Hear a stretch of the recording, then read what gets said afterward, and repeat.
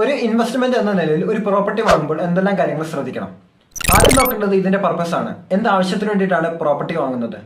ഒരു ഇൻവെസ്റ്റ്മെന്റ് എന്ന നിലയിൽ, അല്ലെങ്കിൽ ടാക്സ് ബെനിഫിറ്റ് കിട്ടാൻ വേണ്ടി, അല്ലെങ്കിൽ വീട് വെക്കാൻ വേണ്ടി. ഇതിൽ ഏത് പർപ്പസ് ആണ്? നമ്മുടെ പർപ്പസിനെ കുറിച്ച് കൃത്യമായൊരു ധാരണ ഉണ്ടായിരിക്കണം. അടുത്തത് ലൊക്കേഷൻ.